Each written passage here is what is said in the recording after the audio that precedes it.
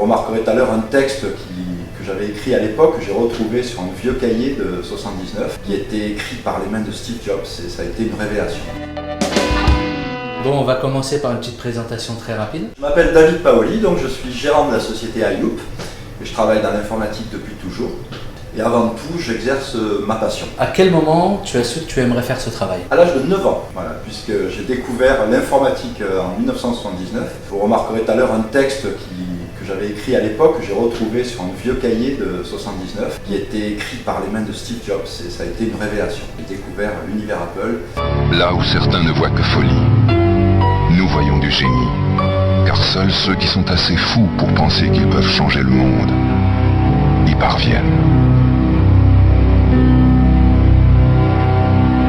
Vous pourriez décrire votre activité aujourd'hui? Aujourd'hui, iLoop, c'est l'informatique d'un côté et la création, principalement web, de l'autre. Avec Philippe, mon collaborateur, qui a à la fois les talents de graphiste et de développeur, ce qui est assez rare dans notre métier. Comment vous voyez la relation client, votre relation client? Alors moi, j'ai toujours abordé la clientèle de manière très, très humaine, très conviviale, puisque la plupart, je dirais que la plupart de mes clients sont des copains. Et chez nous, c'est un peu l'esprit start-up, c'est jean basket et voilà, la convivialité avant tout. Qu'est-ce que vous souhaitez lui apporter justement à cette clientèle?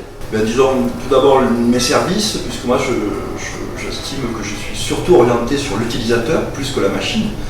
Et donc ma préoccupation principale, c'est ce que font les personnes avec leur matériel. Alors quelle est votre touche personnelle? Je dirais ce côté un peu rock'n'roll qui, paraît-il, me caractérise. J'ai envie de vous poser comme question, pourquoi les Cévennes? Alors les Cévennes avant tout, même si je suis d'origine corse, c'est avant tout là où je suis né. Et donc moi j'aime la région, j'aime le bassin alésien et je ne vois aucune raison pour en partir. Je peux vous demander le lieu où vous ressourcez ici? Alors moi c'est la nature d'abord, je suis un amoureux de la nature, donc avant tout c'est ça, et j'avoue que aussi la technologie m'apporte beaucoup, même si c'est aussi mon métier. Voilà, donc l'internet, la communication et voilà, rencontrer des gens. Qui aimeriez-vous être? Peut-être un guitariste de rock. Quel est votre péché mignon? Plein. Le design, j'adore le design. J'ai une question de la part d'une autre personne qui a été interviewée, donc de la part de Mons de la boutique Plume de Quetzal, qui vous demande de quelle manière vous avez abordé de façon positive ce confinement. Alors, moi, bien sûr, je déplore tous les gens malades, voire les décès qu'on a pu constater pendant cette période, évidemment. Maintenant, moi, j'en retiens beaucoup de positifs aussi, ne serait-ce que le retour de la nature, puisqu'on a pu le... moi, j'ai vu des papillons que je n'avais pas vus depuis 30 ans, j'entends des oiseaux, je n'entendais plus, une biche dans le bois tout près d'ici. Donc voilà, pour moi, c'est une espèce de jeûne qu'on devrait presque imposer, un mois par an peut-être.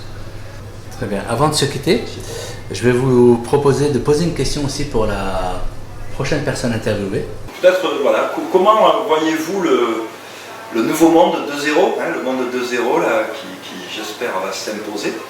Voilà, comment le voyez-vous? Quelles sont les idées, les projets que vous pourriez proposer pour que ce monde change?